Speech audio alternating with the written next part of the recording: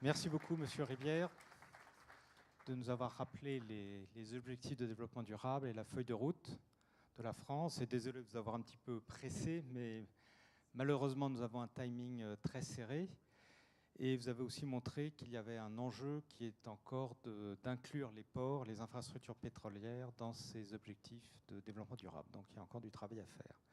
Sans plus attendre, je vais demander à Alexis Hermet de venir. Donc Alexis Hermet de SPI Batignolles. À vous pour les 10 prochaines minutes. Allô, allô. Voilà. Pas trop près. Je vais relever un peu, je vais m'écarter. Très bien.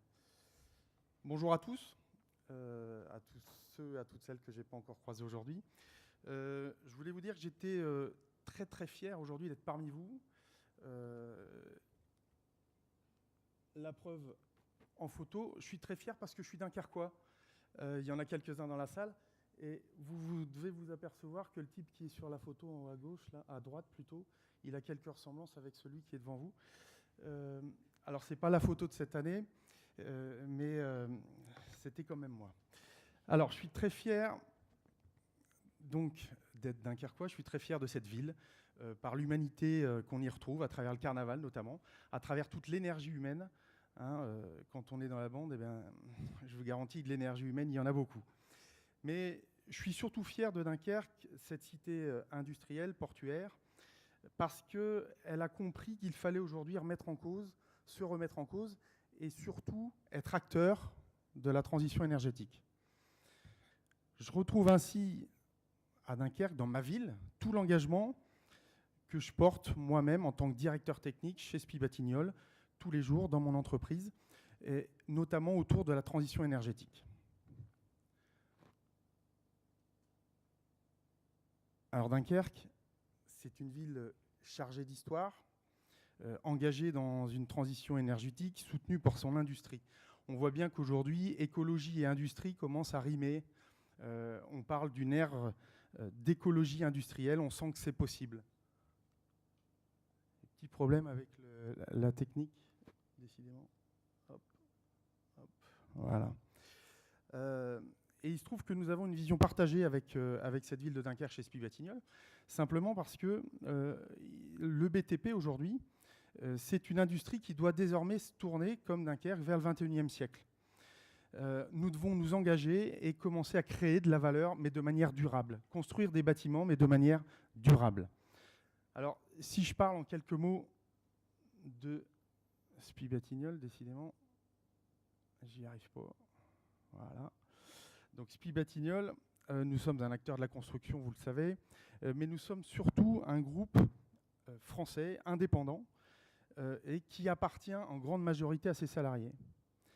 Nous sommes 7500 collaborateurs, et ce qui est intéressant sur la carte que vous avez devant vous, c'est qu'on a 170 implantations en France qui sont calquées sur le maillage industriel du territoire, et vous voyez aussi qu'on est très présent sur les côtes de notre pays. Donc que ce soit Dunkerque, Calais, Boulogne, mais également sur toute la côte atlantique et sur la côte méditerranéenne.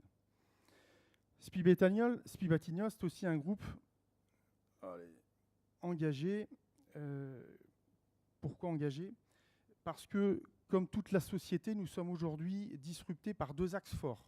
D'une part, la transition digitale, et d'autre part, la transition énergétique. Et pour être acteur de ces transitions, nous nous entourons de partenaires et nous nous engageons. Vous le voyez, pour l'environnement, on s'engage. Nous sommes partenaires de l'INEC, l'Institut national d'économie circulaire, de la Fondation O5T, qu'on remercie encore aujourd'hui pour nous avoir invités à cette manifestation. Nous sommes également partenaires du CD2E. Nous avons des ingénieurs chez nous qui font de la conception passive, de bâtiments passifs, énergétiquement économes. Donc nous sommes très engagés dans l'environnement chez SPI Batignolles. Et nous sommes également engagés sociétalement. Nous sommes partenaires du R20 ou par exemple membres du Global Compact des Nations Unies. Mais ce que je veux souligner avant tout, c'est notre histoire. SPI Batignolles est une vieille dame de 170 ans. 170 ans d'histoire, c'est très très très long. Sur la photo, vous voyez, nous construisions en 1900 le métro de Paris. Ce qui est rigolo, c'est qu'aujourd'hui, on participe également à la construction du Grand Paris. Vous remarquerez que les modes constructifs ont quelque peu évolué, même si on fait toujours un peu de bazar dans nos villes. En tout cas, on ne fait plus les choses comme ça aujourd'hui. Donc, ça fait 170 ans que nous construisons des ports, nous construisons des villes, des métros, et on a donc quelques expériences dans la matière. Mais, comme je vous disais tout à l'heure, 170 ans, c'est très long. Et on a traversé des guerres, on a traversé des crises, des krachs boursiers. On a connu des périodes phases, des périodes de disette. On a connu des périodes de développement et puis des périodes de restructuration, comme toutes les entreprises. Le maître mot, c'est qu'on s'est adapté continuellement pendant 170 ans. On a dû faire bouger les lignes. On a dû en permanence apprendre à survivre, à capitaliser sur nos expertises et nos forces et à chercher continuellement de nouveaux business. Donc nos forces d'aujourd'hui et nos expertises sont le fruit de cette histoire-là et des 170 ans de travail dans l'entreprise. Alors aujourd'hui, au-delà de Spi Batignolles, ouais, c'est les photos qui sont un peu compliquées.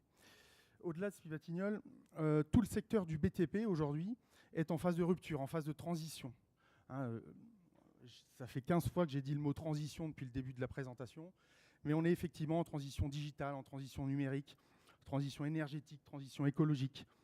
On doit absolument nous adapter.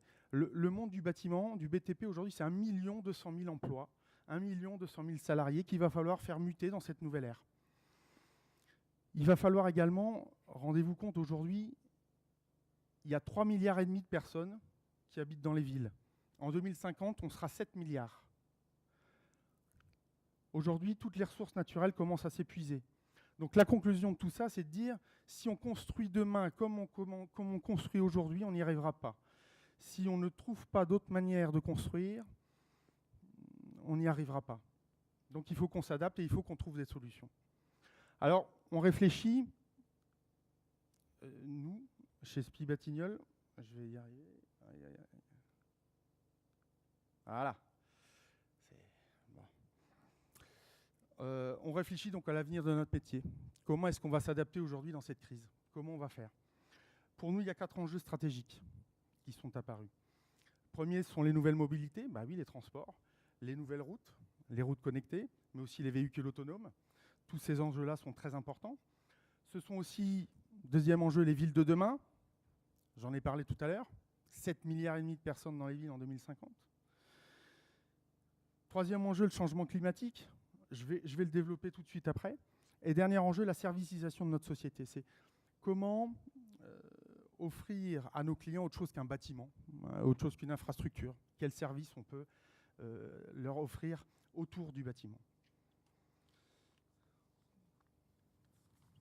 Alors, si on parle justement du changement climatique, en tant qu'expert de la construction et des infrastructures, les tempêtes hors normes qu'on a connues, Xynthia en 2010, Xaver en 2013, nous poussent à adapter nos réglementations. Elles nous poussent à construire autrement et, une fois de plus, nous devons faire preuve d'adaptabilité dans nos modes constructifs. Je vous présente 2 exemples qui vont illustrer mon propos et vous montrent une partie de notre savoir-faire. Premier exemple, c'est à l'île de Ré, près de Saint-Clément-des-Baleines, près de La Rochelle, la digue des Doreaux. Ah ben voilà, vous voyez, vous penserez à nous la prochaine fois que vous irez là-bas. Qu'est-ce qu'on a fait, sur la digue des Doreaux à Saint-Clément-des-Baleines? Eh ben, on a rehaussé toute la digue contre le risque de submersion marine sur 1800 mètres, 1,8 km, c'est assez long, suite aux normes qui ont été revues après le plan Xynthia. Ce qui est intéressant dans cet exemple-là, c'est que il y avait déjà une digue qui était trop basse. On a démoli complètement cette digue, on a tout concassé, tout criblé, et on s'est servi de ces 7000 m3 de matériaux pour reconstruire la nouvelle digue. On est dans de l'économie circulaire, donc on a des solutions. Deuxième exemple dont je vais vous parler, c'est plus près de nous, c'est la digue de Sangatte dans le Pas-de-Calais. Là, on avait 2 problèmes. Premier problème, la protection contre la submersion marine, comme à l'île de Ré. Et là, on a recouvert 2400 mètres de digue par une carapace en enrochement pour rehausser le niveau de la digue. Et deuxième sujet, c'est la limitation de l'érosion marine et puis du transit du sable. Vous savez que ça, c'est un gros problème sur nos côtes et sur nos littoraux. Et bien là, on a mis en œuvre 4000 pieux bois de 30 cm, fichés dans le sable, disposés sur l'estran en plusieurs épis. Donc on a des solutions. On a des solutions, mais ce n'est pas suffisant. Il faut aussi qu'on continue aujourd'hui à trouver d'autres solutions, de nouvelles solutions avec les nouvelles technologies qui arrivent, et qu'on arrive à explorer toutes ces manières de construire de demain. Alors aujourd'hui, par exemple, nous travaillons sur un projet qui s'appelle EcoDig, qui est un travail mené actuellement avec les SAT, les sociétés accélérateurs de la transition technologie, grâce à la BPI. Et là, il s'agit de réduire significativement les effets de la houle à proximité de nos côtes, et donc de limiter l'érosion marine. Autre solution qu'on regarde également, ce sont des solutions d'instrumentation et de capteurs qui pourraient, par exemple, anticiper des mouvements de sol et nous permettre d'apporter des mesures préventives au lieu d'apporter des mesures curatives. Alors, nos objectifs sont ambitieux, mais ne s'arrêtent pas à la transition énergétique. Et grâce à un travail formidable que nous avons réalisé avec l'Alliance Industrie du Futur et avec notre client Le Creuset, près de Saint-Quentin, dans les Hauts-de-France. Le Creuset, vous savez, les cocottes en fonte. Eh bien, la semaine dernière, Madame la secrétaire d'État Agnès Pannier-Runacher nous a remis le label Vitrine Industrie du Futur. Ceci pour preuve, pourquoi je vous dis ça, c'est pour vous montrer qu'on a vraiment la volonté, nous, SPI Batignolles, de tirer toute la filière du BTP vers le haut. Et on a vraiment envie d'emmener tout l'écosystème du BTP dans cette transition digitale et écologique. Nous imaginons de nouvelles manières de construire. On veut être référence de ce qu'on appelle le BTP 4.0. J'en termine. Les objectifs sont vraiment ambitieux. Les challenges sont énormes, si on y pense. Mais moi, ce qui me rassure, ce sont les hommes, leur engagement, leur conviction, leur force. C'est l'énergie humaine dont parlait Myriam tout à l'heure. Face aux défis et à l'urgence du changement climatique, tous les acteurs engagés, publics et privés, doivent travailler ensemble pour rendre possible cette transition vers le XXIe siècle. Voilà, je vous remercie.